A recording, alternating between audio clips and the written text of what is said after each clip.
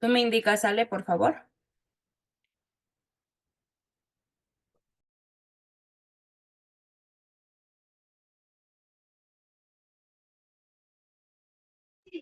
Sí, ya está cargando el en vivo. Gracias.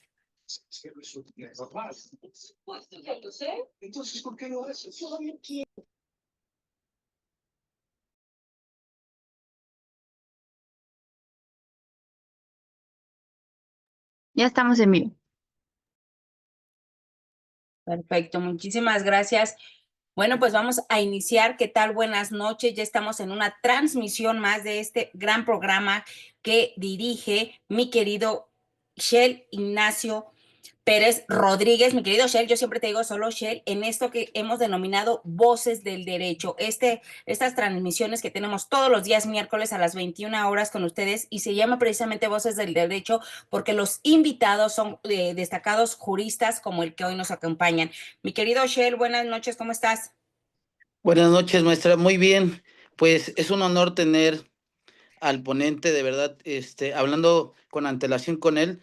Yo creo que este tema, maestro, más que algo teórico, es un tema muy práctico y muy desconocido en el medio jurídico. Es un honor tenerlo. También agradecer al espacio a usted, maestra, por siempre abrirme las puertas a Voces del Derecho conmigo y a la comunidad jurídica que nos escuchan en Facebook y en las redes sociales. Muchísimas gracias. Muchísimas gracias. Y en efecto, hoy tenemos un gran invitado. Es la primera vez que lo tenemos aquí en INDECAC. Y bueno, pues mi querido maestro, es la primera vez porque espero que podamos desarrollar actividades académicas para todo el foro jurídico de INDECAC. Está con nosotros el maestro Arturo Medel Casquero, quien actualmente se desempeña como juez de distrito adscrito al Centro Penal Federal, con sede en el Reclusorio Oriente. Y si me permite, maestro, voy a leerles un poquito de su síntesis curricular a efecto de que el foro jurídico de INDECAC conozca un poquito de usted. Es licenciado en Derecho por la Escuela Nacional de Estudios Profesionales Acatlán de la Universidad Nacional Autónoma de México. Tiene el grado de maestro en Derecho Procesal Penal, Procedimiento Penal Acusatorio, Juicios Orales por el Instituto de Estudios Superiores en Derecho Penal. También cuenta con la especialidad en el Sistema de Justicia Penal para Adolescentes, impartida por la Escuela Federal de Formación Judicial. El maestro ha participado en diversos cursos, diplomados, conversatorios y congresos a nivel nacional como internacional.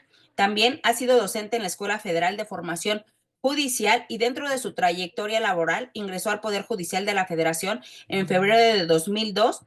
Fue oficial judicial, actuario judicial y secretario.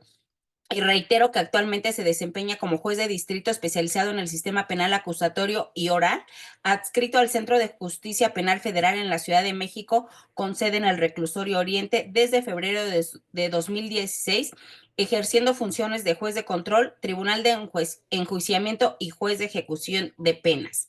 Actualmente el maestro cuenta con 23 años de carrera judicial dentro del Poder Judicial de la Federación, y siempre se ha desarrollado observando los principios de independencia, imparcialidad, objetividad, honestidad, excelencia y profesionalismo. Y mi querido maestro, pues bienvenido a INDECAC. Hoy nos trae un tema realmente, como lo dijo Shell, que pocas veces se ha desarrollado hasta en el foro académico, como son los medios de impugnación establecidos en el artículo 258 del Código Nacional de Procedimientos Penales. Primero que nada, bienvenido a INDECAC. Sí, muchas gracias. Buenas noches. Agradezco la invitación que me formularon. Agradezco al maestro Chel Rodríguez, a la maestra Cris. Agradezco la presentación que han hecho de pues, parte de mi trayectoria curricular, y agradezco a todo el foro que se encuentra enlazado a través de redes sociales y a través de esta liga vía Zoom. Efectivamente, se trata de un tema bastante interesante, lo que contempla el artículo 258 del Código Nacional de Procedimientos Penales, y que cada vez en la práctica judicial vemos que va tomando mayor auge, aunque muchos aspectos aún son desconocidos por los actores procesales. Y menciono esto porque en la práctica diaria veo cómo es que las partes, sobre todo la parte impugnante, pues tiene ciertas complicaciones para hacer valer este tipo de recurso. Primeramente, y como aspecto introductorio, quiero mencionar que este medio de impugnación tiene un origen constitucional.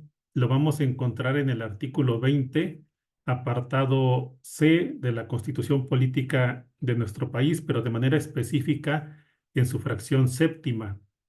Y aquí el legislador constituyente pues establece dentro de los derechos de la víctima u ofendido el de impugnar ante la autoridad judicial aquellas omisiones del Ministerio Público en la investigación de los delitos, pero también impugnar las resoluciones de reserva, no ejercicio, desistimiento de acción penal, suspensión del procedimiento cuando no esté satisfecha la reparación del daño.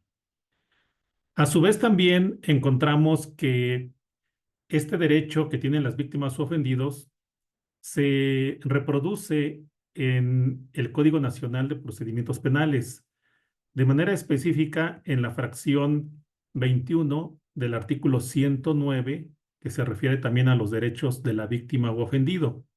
Nada más que aquí contiene una redacción un poco distinta. Establece que tienen derecho a impugnar por sí o por su representante omisiones o negligencias que comete el Ministerio Público en el desempeño de sus funciones. Después, entonces, podemos advertir cómo es que la redacción del artículo 258 pues establece que ante el juez de control se pueden impugnar determinaciones del Ministerio Público, como lo son el no ejercicio de acción penal, la abstención de investigar, el archivo temporal o los criterios de oportunidad. Es decir, en el artículo 258 no vemos en su redacción a las omisiones o negligencias, que como pudimos advertir, esto tiene su cimiento en la Constitución y también se reproduce en el artículo 109, fracción 21 del mismo código adjetivo. ¿Eso qué trajo como consecuencia? Trajo como consecuencia que la Suprema Corte de Justicia de la Nación llevara a cabo una interpretación de cuáles son aquellos actos que se pueden impugnar ante los jueces de control. Y entonces el máximo tribunal del país estableció que no únicamente contra las 4 tipos de determinaciones que enuncia el artículo 258 procede la impugnación, sino que la impugnación también procede respecto de omisiones y negligencias en que incurre el Ministerio Público. Pero ¿cuál es la característica común que todos deben de observar?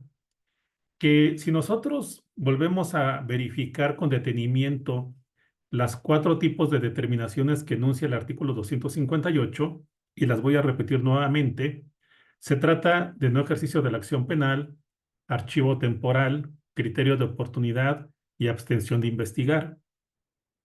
Esas 4 determinaciones se ubican en el capítulo 4 de las formas de terminación de la investigación. ¿Esto qué significa? Que esas 4 determinaciones tienen como característica común concluir o dar por terminada la investigación. Entonces, cuando la Suprema Corte interpreta tanto el artículo 20, apartado C constitucional, y el artículo 109 del Código Único Nacional, pues advierte que también el legislador contempló las omisiones y las negligencias. Pero esas omisiones y negligencias tienen que ser aquellas que paralicen, suspendan o interrumpan la investigación. Es decir, no cualquier tipo de omisión, no cualquier tipo de negligencia se puede llevar al terreno del juez de control. Y entonces aquí voy a poner, por ejemplo, un aspecto que en muchas ocasiones los impugnantes hacen valer. Los impugnantes hacen una solicitud dentro de la carpeta de investigación para solicitar copias de la carpeta o para solicitar el acceso a la misma carpeta de investigación. ¿Qué va a suceder cuando lo lleven al conocimiento del juez de control? Pues que esa impugnación va a resultar improcedente, porque la omisión de expedir copias o la omisión de dar acceso a la carpeta de investigación no paraliza, no suspende o no interrumpe la investigación, es decir, no la determina, no la da por concluida. Y esto tiene que ver entonces con 3 aspectos que el juez de control tiene que verificar al principio de la audiencia de impugnación. Y esos tres aspectos son lo que yo denomino como presupuestos procesales o requisitos procesales. Y estos los vamos a encontrar de la redacción del mismo artículo 258. Ese precepto legal establece primeramente el tipo de determinaciones que son impugnables, es decir, enuncia en forma taxativa cuáles son aquellas determinaciones que se pueden impugnar y que ya mencioné son 4, y es el no ejercicio, archivo temporal, criterio de oportunidad y abstención de investigar. Pero como ya lo mencioné, el máximo tribunal del país amplió el área de conocimiento para los jueces de control respecto de omisiones y negligencias, cuyas características comunes tienen que ser aquellas que paralicen, suspendan o interrumpan la investigación. El segundo presupuesto procesal o requisito que yo advierto es la oportunidad en la presentación de la impugnación.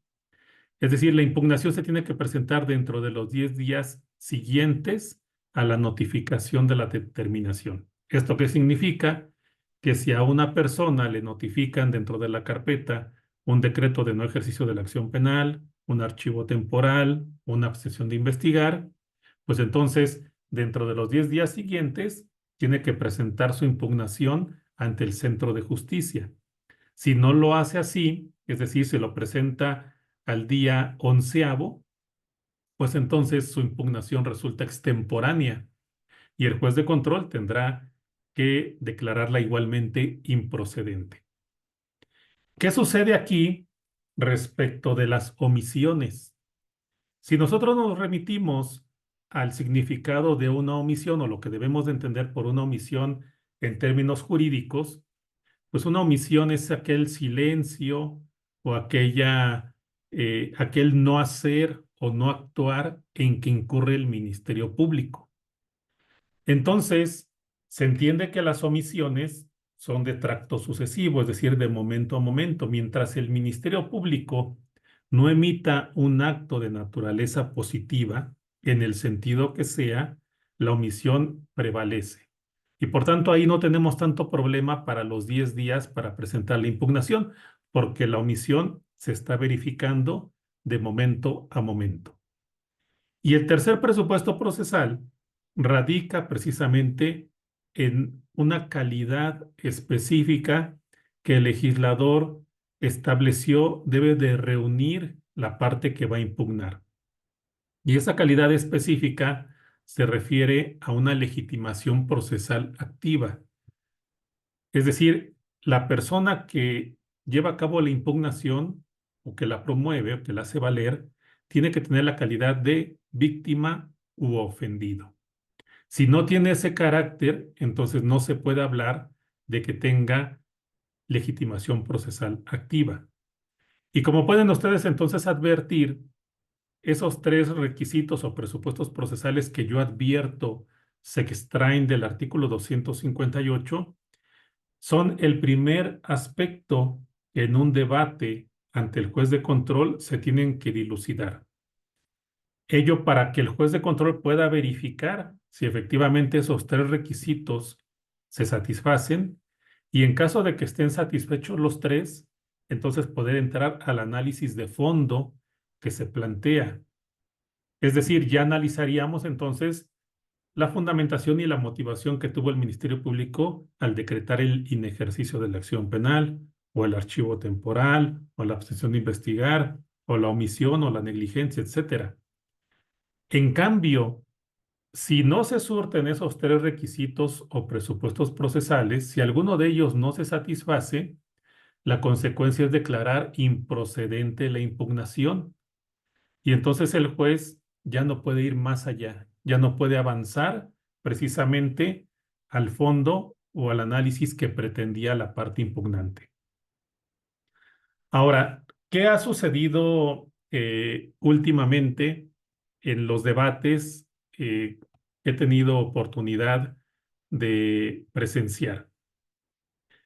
Lo que yo he advertido es que a raíz de un criterio que fue emitido por el Pleno Regional, donde se establece que el juez de control únicamente tiene que verificar que dentro de la carpeta ya la parte impugnante tenga la calidad de víctima u ofendido, y si no tiene esa calidad ya constituida en la carpeta, entonces esa calidad o esa circunstancia no se puede debatir dentro de la audiencia correspondiente.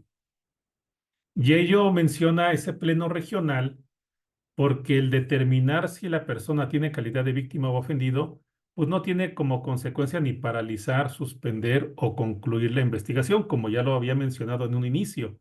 Son las características comunes que debe de reunir el acto del Ministerio Público. Por tanto, dice el Pleno Regional en esa jurisprudencia, que les voy a dar el número de registro, es el 20-28-008. En esa jurisprudencia dice el Pleno Regional, bueno, el juez de control tiene que verificar que esa legitimación procesal activa ya esté constituida en la carpeta.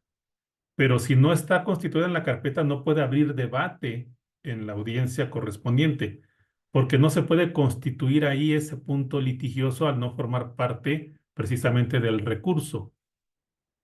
Y esto ha traído como consecuencia que cuando presentan las impugnaciones ante el juez de control, pues resultan improcedentes porque el Ministerio Público le informa al juzgador que la persona impugnante no tiene calidad de víctima ni ofendido previamente reconocido en la carpeta.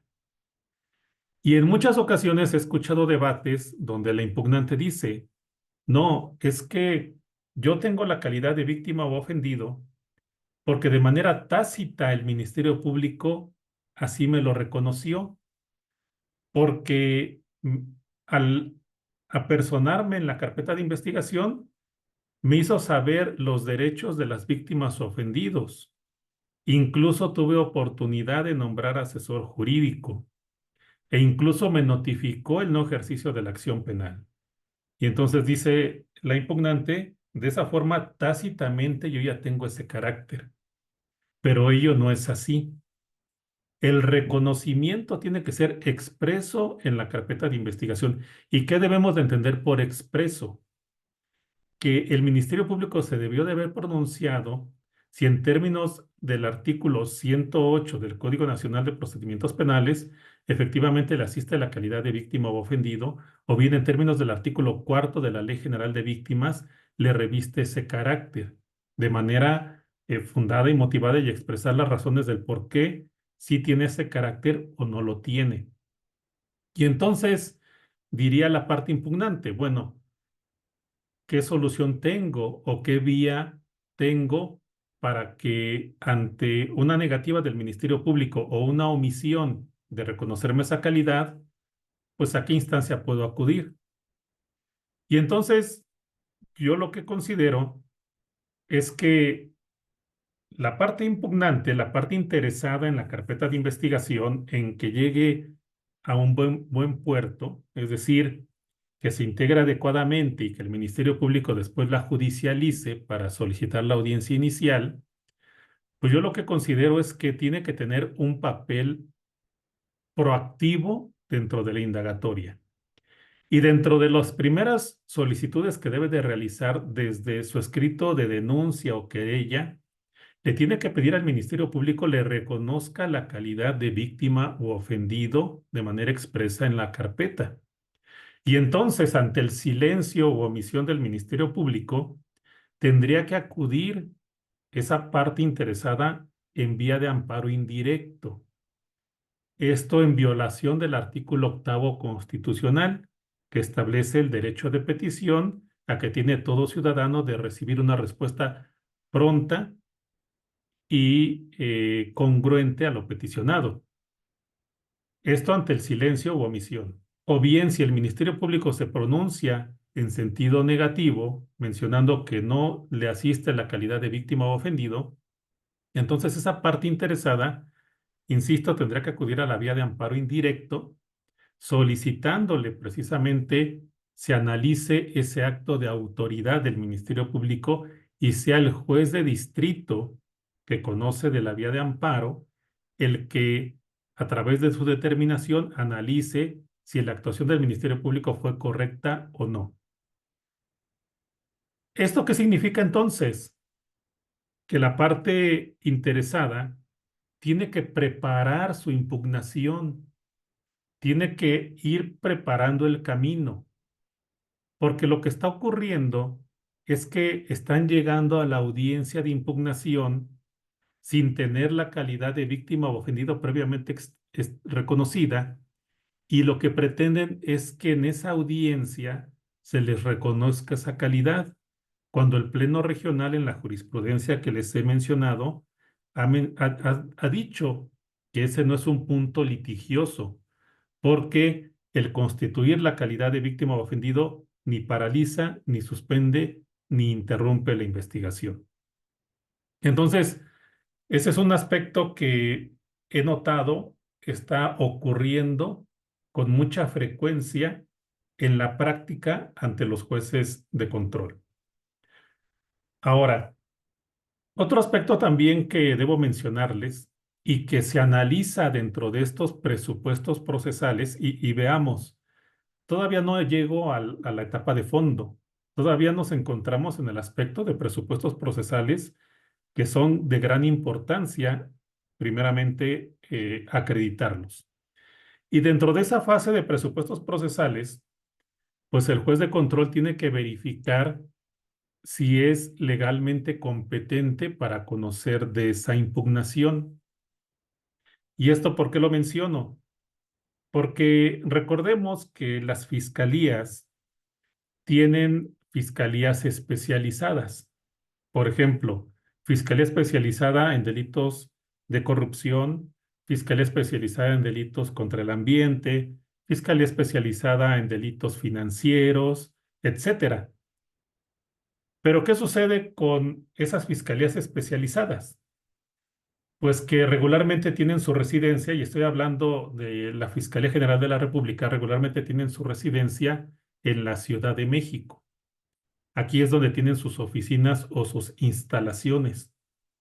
Entonces, en muchas ocasiones, la parte impugnante piensa que porque esas fiscalías especializadas tienen su residencia en Ciudad de México, la autoridad judicial que debe de conocer de este recurso son los jueces de control federales con residencia en Ciudad de México.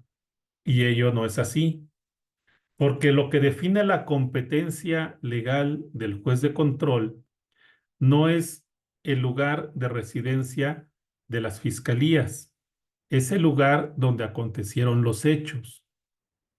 Así, por ejemplo, en un hecho con apariencia de delito previsto en la Ley de Instituciones de Crédito, donde la parte ofendida, pues, resulta ser una institución de crédito, un banco.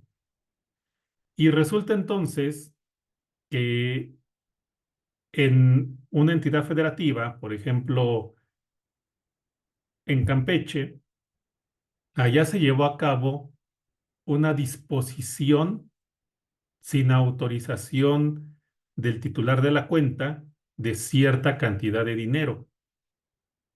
Allá es donde se llevó a cabo la disposición de ese dinero del usuario de la banca. Entonces, ese usuario de la banca pues presenta su queja ante el banco, van incluso a Conducef, el banco le reintegra el dinero y el banco queda como la persona que resintió el detrimento patrimonial. Y entonces el banco, cuando el Ministerio Público, el banco presenta su denuncia en Campeche, y el Ministerio Público de Campeche dice, bueno, pues no, yo no soy el competente, hay una fiscalía especializada, y lo remite a la Ciudad de México. El Ministerio Público especializado en ese tipo de conductas, con sede en la Ciudad de México, continúa con la investigación y determina el no ejercicio. Entonces, el banco, a través de sus apoderados o sus asesores jurídicos, impugna ese no ejercicio ante un juez de control de la Ciudad de México. esa situación pues debe de analizarse previamente, porque recordemos que acorde con el artículo 16 constitucional, pues las autoridades debemos de fungir dentro del ámbito de la competencia legal. Y entonces, si a mí me llega ese asunto, pues yo le voy a preguntar a las partes, además de los otros 3 presupuestos procesales que ya mencioné, es decir, qué tipo de determinación se impugna, si transcurrió el plazo para presentarla, es decir, si se presentó oportunamente, la legitimación procesal activa, es decir, calidad de víctima o ofendido, y les cuestionaré en qué lugar ocurrieron los hechos.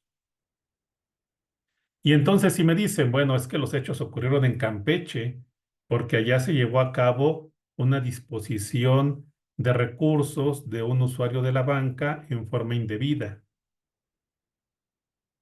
Pero dice el impugnante, bueno, la presenté ante usted porque aquí se lleva la indagatoria. Entonces, ¿qué tengo que hacer? Pues acorde con las reglas del artículo 20 del Código Nacional de Procedimientos Penales, reglas de competencia, y al 25 y 27 del mismo código adjetivo, pues tengo que declinar competencia legal al Centro de Justicia Penal Federal con residencia en Campeche, para que sea dicho juzgador el que se aboque al conocimiento de ese recurso. Y entonces ahí simplemente declino competencia y no analizo ni los presupuestos procesales, que ya mencioné los 3 primeros, y mucho menos el fondo. Esa labor le toca al juez que resulta legalmente competente. Y entonces, como podemos ver, dentro de ese primigenio análisis, pues surge el determinar la competencia legal del juzgador. Entonces son 4 aspectos que tiene que tener bien presente la persona interesada o la parte impugnante. Ahora, supongamos que se superan esos presupuestos procesales, es decir, la determinación o la omisión o la negligencia que se impugna es de aquellas que concluyen, paralizan o suspenden la investigación, se presentó oportunamente dentro de los 10 días siguientes y además la parte impugnante tiene calidad de víctima o ofendido ya reconocidos en la indagatoria y resultó legalmente competente. Bueno, pues entonces vamos a entrar al análisis de fondo. Y en el análisis de fondo, aquí debemos de tener en cuenta una situación. El Ministerio Público ya emitió su determinación. ¿Cómo es que la emitió? Por escrito dentro de su carpeta. Y esa determinación se la notificó a la persona interesada.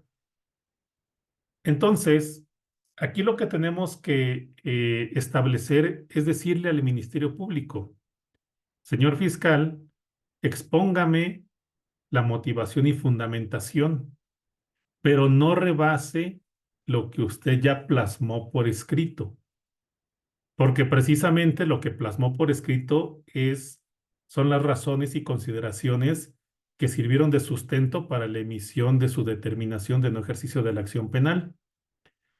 De tal forma que no podría el Ministerio Público en la audiencia ante el juez de control perfeccionar esa resolución, mucho menos ampliarla o generar argumentos que no obren en la misma, porque entonces ya estaría rompiendo ese equilibrio procesal, puesto que la parte impugnante va a expresar sus agravios con base en lo que el Ministerio Público plasmó en su determinación. ¿Y aquí qué sucede? Dirán, bueno, ¿y qué pasa si el Ministerio Público sí rebasa, sí perfecciona, sí da una serie de argumentos distintos a los que contiene su decreto de no ejercicio? Bueno, pues recordemos que en las audiencias, en este sistema o metodología de audiencias, existe el control horizontal. El control horizontal es el que ejercen las partes entre sí. Y por tanto, entonces, como los jueces de control no tenemos a nuestro alcance ni la carpeta de investigación ni la resolución que se impugna, queda a cargo de la parte impugnante estar atento de que el Ministerio Público no sobrepase su determinación de no ejercicio o de archivo temporal o abstención, etcétera.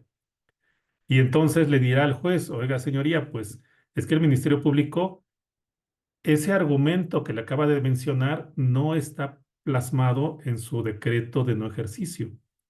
Y entonces el juez le dirá al Ministerio Público, ese argumento no lo voy a tomar como válido, porque usted está rebasando o se está excediendo de lo que determinó por escrito. Únicamente voy a considerar lo que usted determinó de esa forma.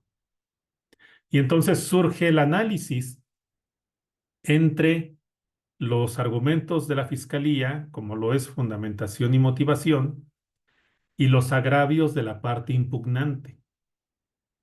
Ahora, no se requiere que la parte impugnante, a pesar de que tiene un asesor jurídico y que el asesor jurídico es perito en derecho, no se requiere que la parte impugnante, a través de tecnicismos, controvierta lo expuesto por la Fiscalía, pero sí se le exige a la parte impugnante de menos que cumpla con una causa de pedir, es decir, al menos el agravio mínimo necesario para que el juez pueda analizar y verificar si efectivamente ese agravio se actualiza. ¿Por qué? Porque como nos encontramos en un plano de igualdad entre las partes procesales, pues en ese sentido no hay suplencia de la deficiencia de la queja. No nos encontramos en una vía de amparo indirecto. Por tanto, entonces sí es exigible cuando menos esa causa de pedir, con el argumento mínimo necesario, indispensable, para poder confrontar los agravios frente a lo expuesto por el Ministerio Público en su determinación. Ahora, el código adjetivo en el artículo 258 establece que a la audiencia de impugnación también puede acudir el investigado y su defensor. Y entonces, ¿cuál es el papel que ellos deben de jugar dentro de la audiencia correspondiente? Recordemos que quien emite el decreto que se impugna es el Ministerio Público. Él es, acorde con el artículo 21 constitucional, pues el encargado de la investigación, y él es el que determina o la concluye o la suspende o la paraliza a través de cualquiera de sus determinaciones que tengan esa característica.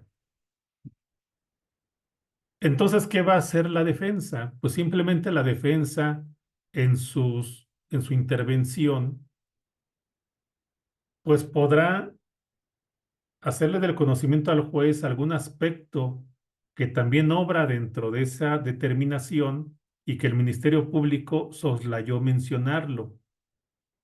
Pero surge la misma lógica que para el Ministerio Público. Es decir, al Ministerio Público se le prohíbe abundar o perfeccionar su determinación.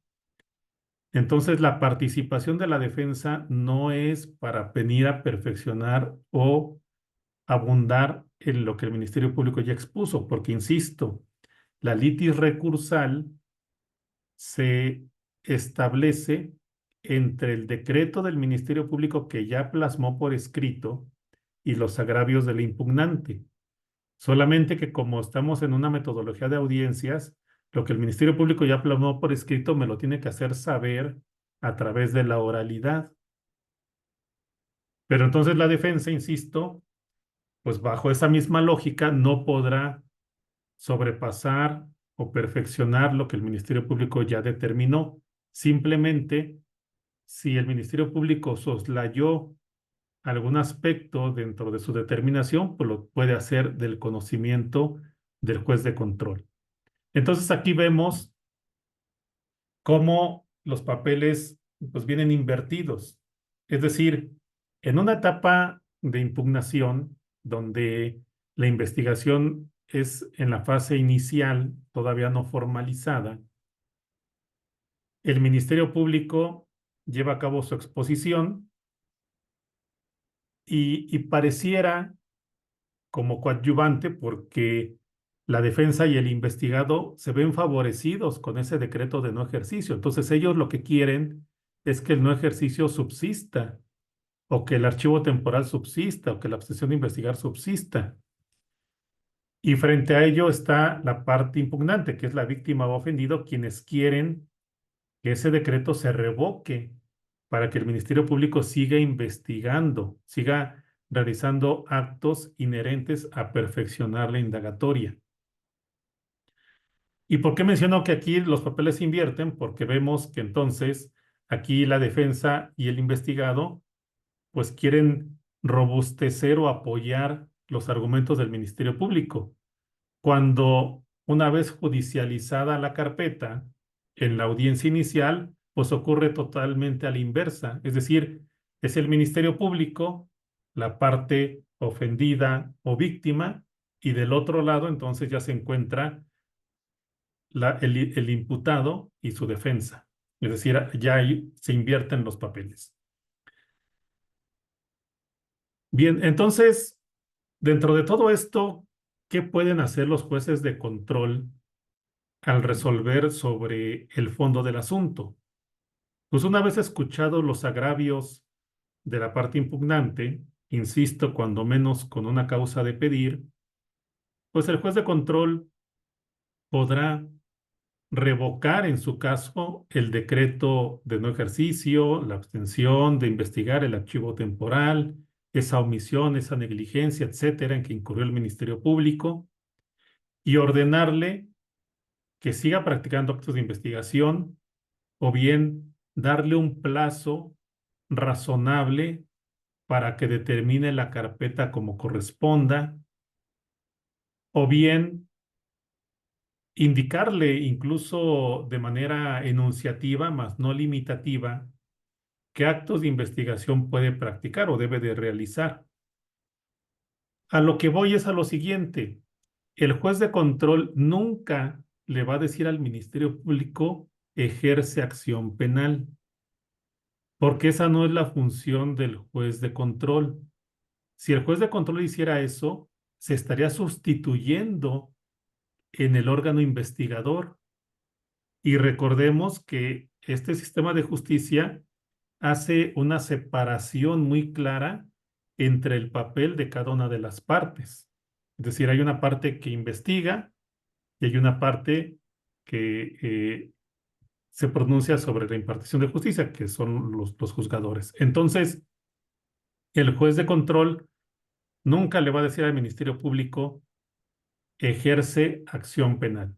Eso no lo va a ordenar, no le va a decir judicializa la carpeta o pide la celebración de audiencia inicial, porque, insisto, se estaría sustituyendo. Simplemente el juez de control le va a decir, Ministerio Público, te revoco, lleva a cabo estos actos de investigación que yo advierto son necesarios de manera enunciativa, mas no limitativa, y si necesitas practicar mayores actos, hazlos, y cuando consideres que tienes tu carpeta integrada, determínala como corresponda. Y al mencionar determínala como corresponda, incluso el Ministerio Público puede volver a emitir otro no ejercicio de la acción penal, y ya la parte impugnante pues tendrá nuevamente oportunidad de volverlo a impugnar ante el juez de control que se encuentre de turno. Su señoría, ahí me surgió una duda. Cuando menciona el tema del término del plazo razonable, ¿fija usted una temporalidad en específico o puede ser muy amplio? En ese sentido, cuando habló respecto del plazo razonable. Sí, lo que nosotros hacemos es que pues le preguntamos a la fiscalía, o sea, ¿qué tan complejo es realizar esos actos de investigación que faltan?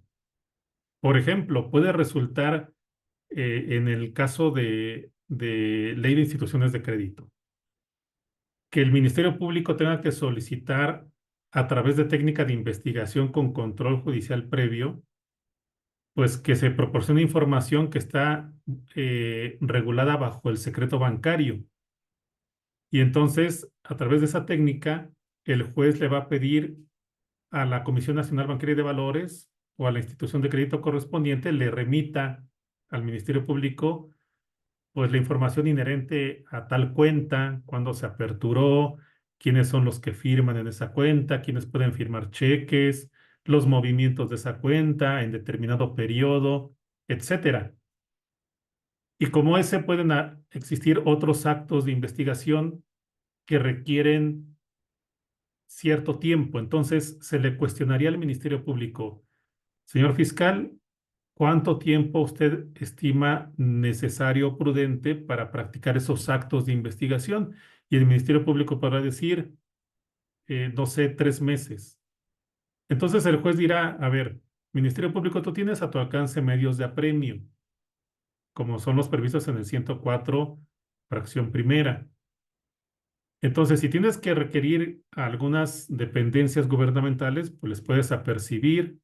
Si tienes que pedir técnicas, pues haz las solicitudes. Es decir, si nosotros dejamos un margen muy amplio, pues esto va a generar que el Ministerio Público muy probablemente no se apure en recabar esos actos. Entonces, lo que hacemos es acotar razonablemente. Si el Ministerio Público dice, requiero 3 meses, pues lo podemos reducir a 2 meses. De tal forma que el Ministerio Público, pues, acelere esa investigación.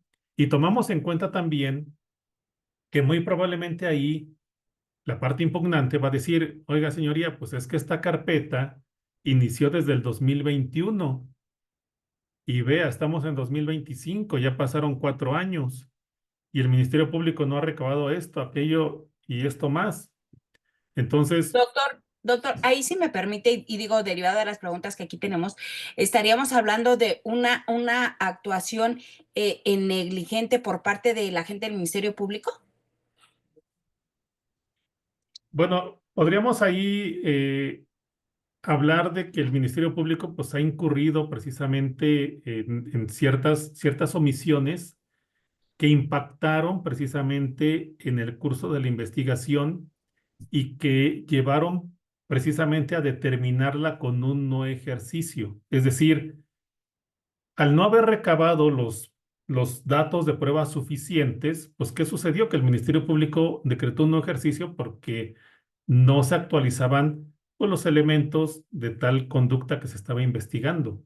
Y lo que estamos haciendo es decirle, oye, pues recaba toda esa información y vuélvete a pronunciar, determina la carpeta como sea, con otro no ejercicio o bien judicialízala, pero ya que hayas recabado todo esto.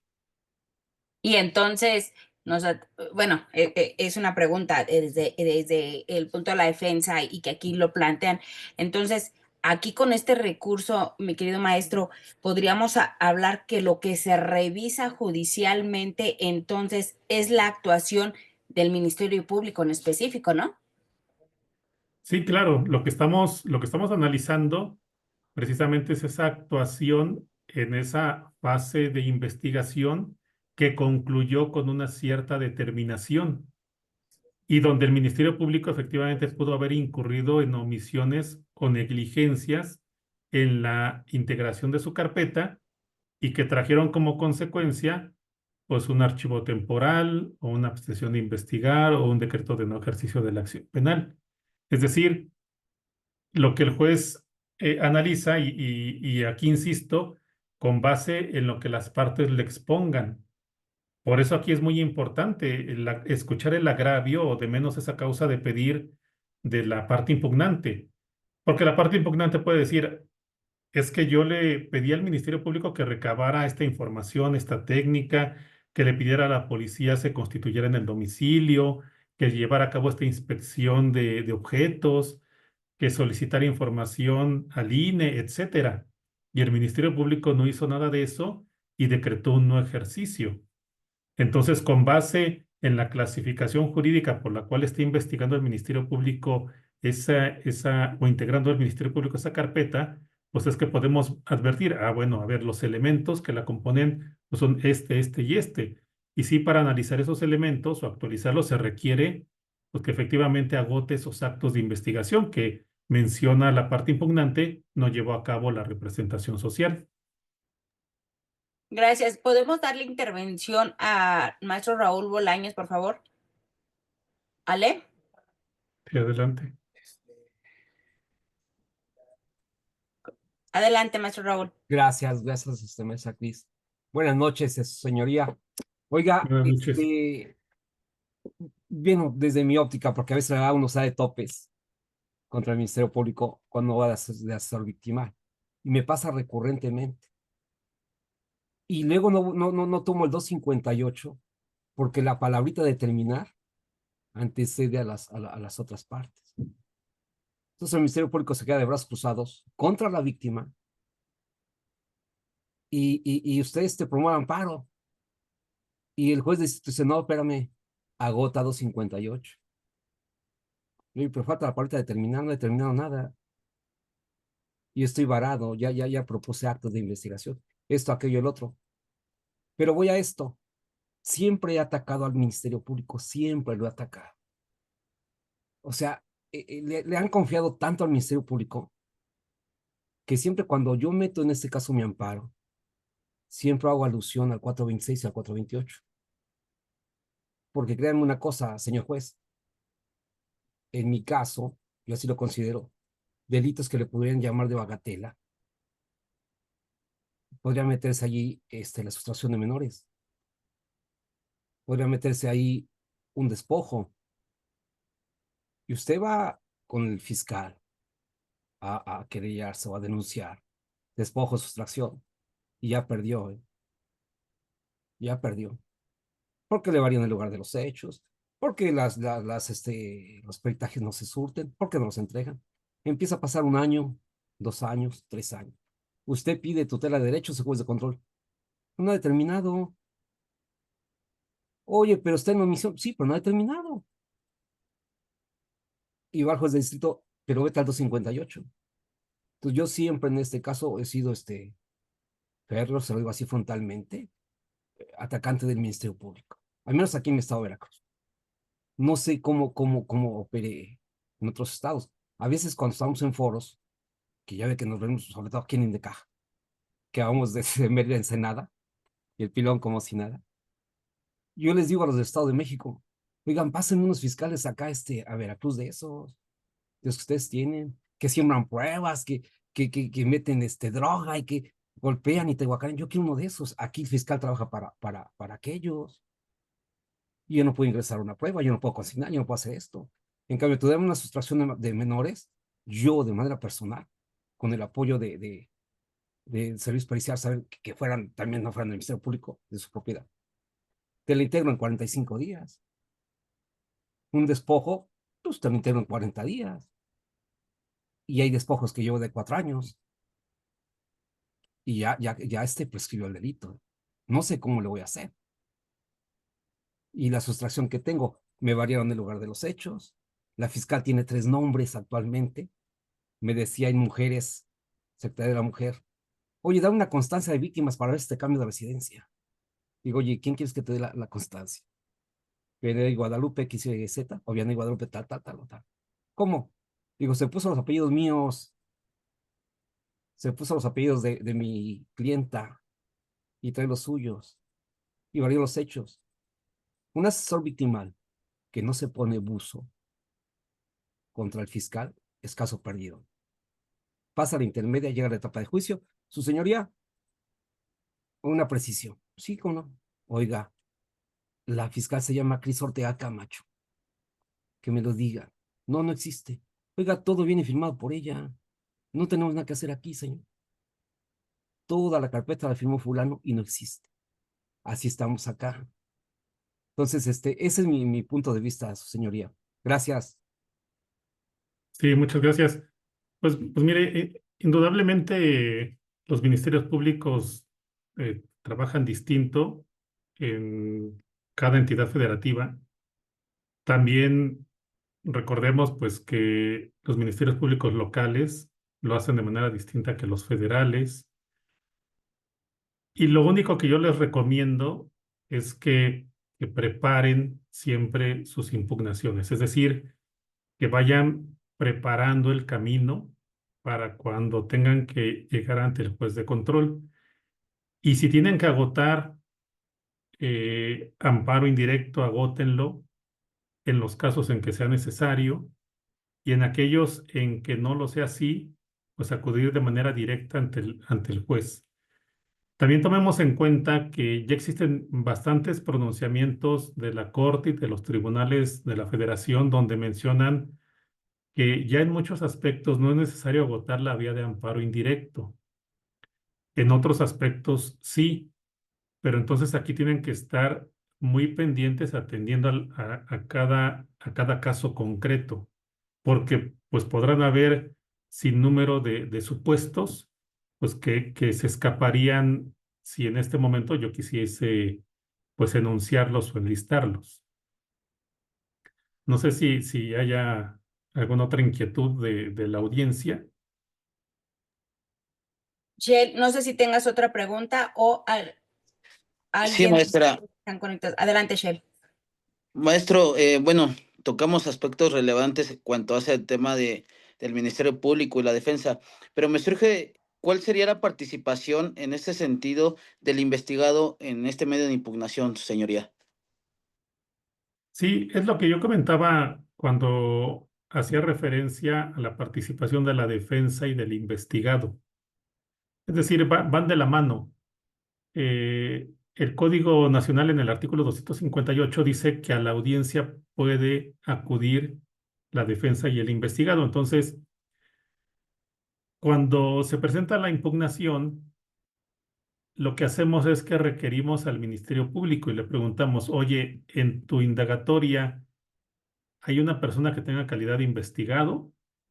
Si ya compareció ante sede ministerial, y si mencionan que sí, pues le pedimos los datos de notificación. Se le notifica a dicha persona, acude con su defensor, en el acto de la audiencia lo designa como su defensor, se le toma protesta y el defensor es el que lo va a representar. Y es ahí donde yo mencionaba, realmente la participación de la defensa y el investigado es muy limitada en la audiencia a que se refiere el 258, porque su participación será únicamente para establecer si hay alguna circunstancia que el Ministerio Público soslayó mencionar, pero que sí obre en su determinación. Y entonces el defensor o el investigador le dirán al juez, oiga, pero también dentro de la determinación del Ministerio Público existe este otro razonamiento o este otro motivo para haber concluido así la investigación. Pero, insisto, ni el Ministerio Público, ni la defensa, ni el investigado pueden en esa audiencia de impugnación sobrepasar los alcances de la determinación del Ministerio Público, ni perfeccionarla, ni abundar en aspectos que no obren ahí ya plasmados. Entonces, realmente lo que le puedo decir es que la participación tanto de la defensa como del investigado es muy limitada, muy restringida, pero vamos, el artículo 258 lo establece como una garantía de seguridad jurídica, de que tuvieron garantía de audiencia. ¿Por qué? Porque ellos son los interesados en que, por ejemplo, el no ejercicio subsista, se confirme, pues porque ya eh, no va a seguir el curso o su marcha la investigación. Muchas gracias, maestro. Creo que había levantado la mano la licenciada Melissa. No sé si está por aquí. Sí, sí, por favor. Adelante, por favor, para ir concluyendo. Buenas noches. Mire, yo tengo una duda en cuanto hace a Ministerio Público en mi asunto. La Ministerio Público no le quiere dar carácter de víctima o ofendido. Esto es derivado de un cateo que se realizó. La víctima, bueno, en este caso sería víctima indirecta, puesto que es una persona que estaba arrendando su casa y quien realmente es que comete el delito o sí, el delito por narcomenudeo o delitos contra la salud sería la persona que estaba como arrendatario. Pero, ¿qué puedo hacer si no le da la calidad de víctima o ofendido? Bueno, mire, aquí lo que yo les mencionaba es, ustedes tienen que tener un papel activo en la indagatoria. Es decir, lo que tienen que hacer es pedirle al Ministerio Público de manera expresa a través de un escrito, oye, reconóceme la calidad de víctima. Y si el Ministerio Público no se las quiere reconocer, es decir, emite una determinación negando esa calidad, o bien simplemente es omisa, tienen que acudir al amparo indirecto para que sea el juez de esa materia el que pueda determinar si efectivamente le asiste el carácter de víctima o no y ordenar al Ministerio Público se pronuncie. Porque si usted deja pasar el curso de la investigación y el Ministerio Público emite un nuevo ejercicio y usted acude mencionando que es víctima, el juez de control lo primero que va a hacer dentro de los presupuestos procesales es preguntarle, oiga, ¿usted tiene legitimación procesal activa? Y el Ministerio Público va a decir, no, no la tiene porque yo en ningún momento he emitido un acuerdo donde le reconozca la calidad de víctima. Es decir, ya a la audiencia de impugnación la calidad de víctima tiene que estar determinada en la indagatoria. No se puede ahí debatir sobre si le asiste o no ese carácter. Simplemente usted tendría que decir, sí, en acuerdo de 20 de marzo, el Ministerio Público me reconoció la calidad de víctima. Y entonces de esa forma ya el juez lo constata. Entonces, si ahorita todavía está en esa etapa donde el Ministerio Público no ha determinado la indagatoria, pues la recomendación es acudir al amparo indirecto contra la omisión o contra la negativa del Ministerio Público. Ahora, algo que yo le podría decir, yo ahí veo que es un delito contra la salud. Y los delitos contra la salud, pues quien tiene el carácter de, pues quien resiente la puesta en peligro por el hecho contra la salud es la sociedad. Es decir, es muy poco probable que tenga una calidad de víctima indirecta bajo la perspectiva que usted lo quiere mencionar. Yo lo que ahí advierto es que, vamos, usted o su representado es el dueño, el propietario del inmueble. Rentaban ese inmueble y la persona que lo estaba rentando es la persona que cometió ese delito en esa propiedad. Probablemente, no lo sé, el inmueble está asegurado y es lo que a usted le afecta o a su representado. Es decir, pues porque de esa renta, pues obtenía un medio de subsistencia. Así lo quiero inferir.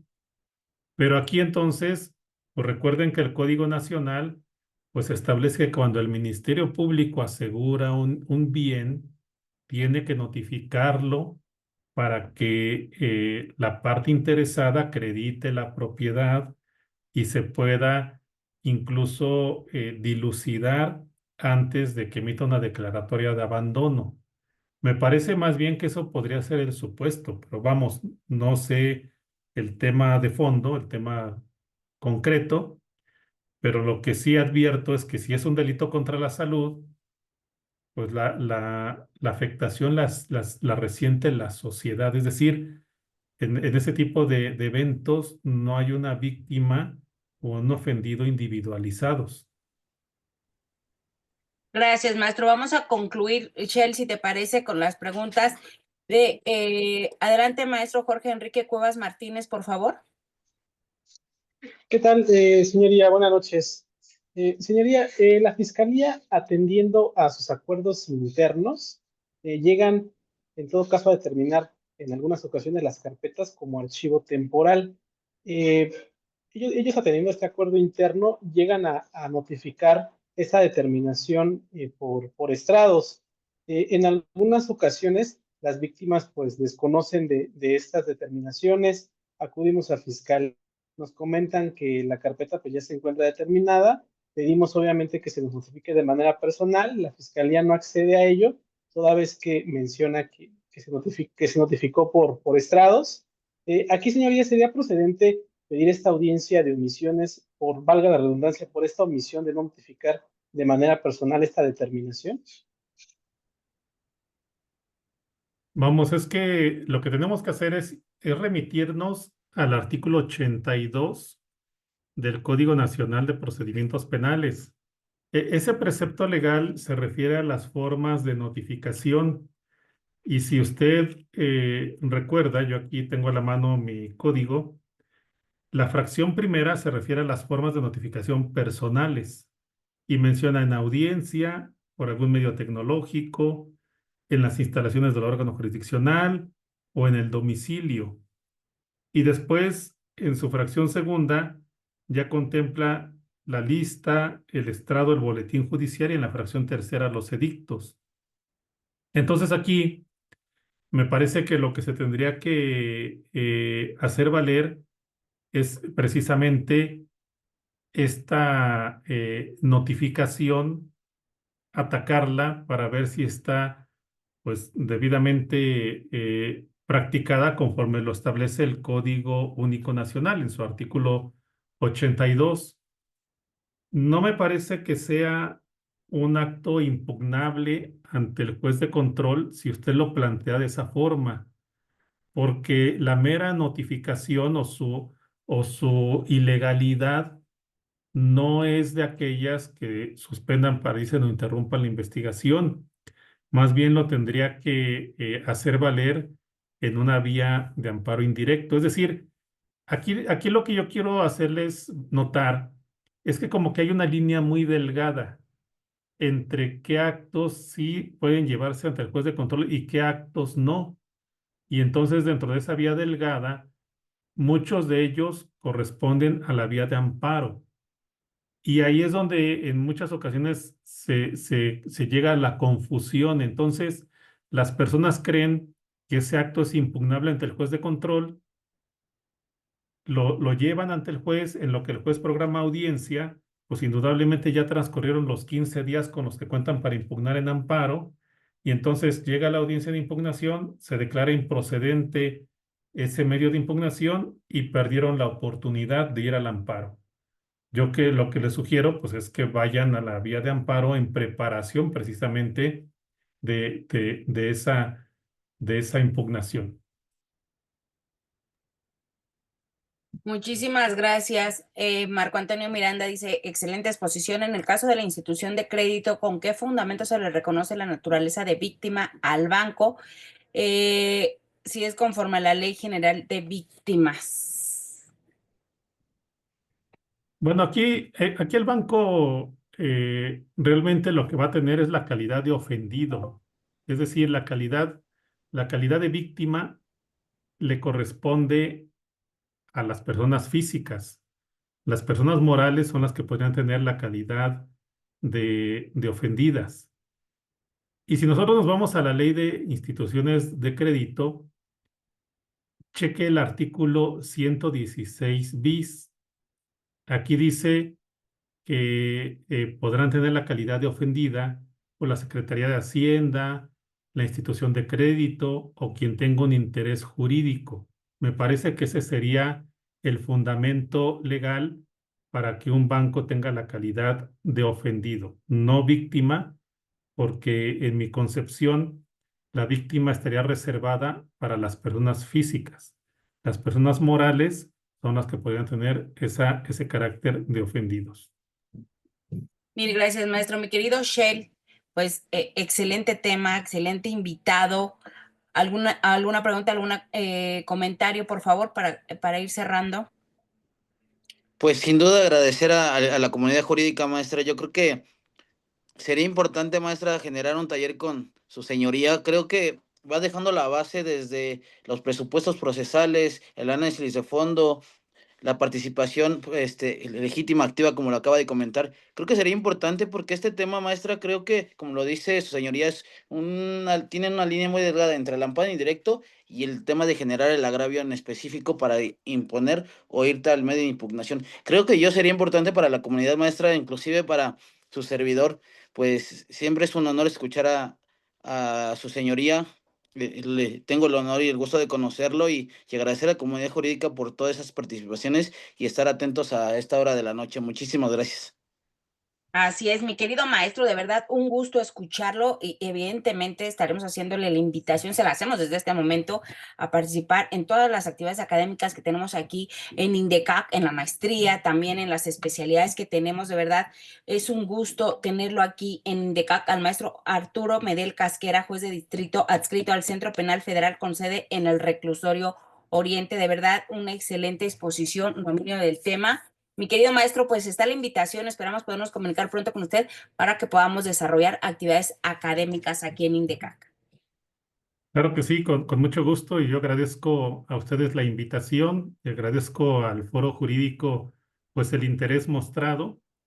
Yo los invito a que me sigan en mi red social de TikTok, está con mi nombre, y ahí subo cápsulas que tienen que ver con casos prácticos que les van a ser de bastante interés. Entonces, si pueden seguirme, pues está la invitación para todos ustedes, y estaré atento y gustoso de próximas invitaciones para seguir participando en este foro académico. Muchas gracias. ¿Aparece con sus dos apellidos, maestro? Arturo Medel Casquera. Así es, Arturo Medel, así me pueden encontrar, me pueden ir En siguiendo, Facebook y y TikTok. únicamente tengo hasta el momento TikTok. Ahí me verán en videos. Es una red totalmente seria donde llevo a cabo varias cápsulas con ejercicios prácticos, y donde algunos seguidores me consultan, me hacen preguntas, y sobre esos temas pues volvemos a practicar otro video y vamos resolviendo pues temas jurídicos, y son pues videos de por mucho 4 minutos, pero me parecen bastante útiles para la comunidad jurídica. Con información sustanciosa.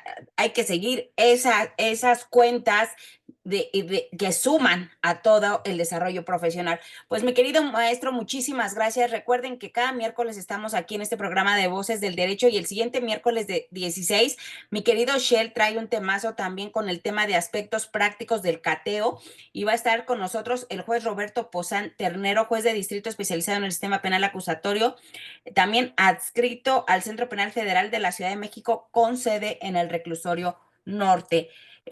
¿Cómo es el nombre? El TikTok, así aparece Arturo Medel Casquera, ¿verdad? Exacto, así Así es. aparece, denle, búsquenlo, y hay que darle seguir, hay que seguir esas cuentas que suman a todo el foro jurídico. Mi querido maestro, de verdad le agradecemos mucho este tiempo que ha tenido a bien compartir, y bueno, pues esperamos tenerlo pronto en otras actividades académicas. Claro que sí, con todo gusto, y nuevamente reitero mi agradecimiento para ustedes. Muchísimas gracias, mi querido Shell. Nos vemos el próximo miércoles con ese gran tema de aspectos prácticos del cateo. Muchísimas gracias siempre por coordinar estas actividades académicas en beneficio de todo el foro jurídico de INDECAC. Muchísimas gracias, maestra, por todo y a toda la comunidad jurídica. Muchísimas gracias a todos. Descansen. Nos vemos la próxima semana. Hasta luego. Gracias.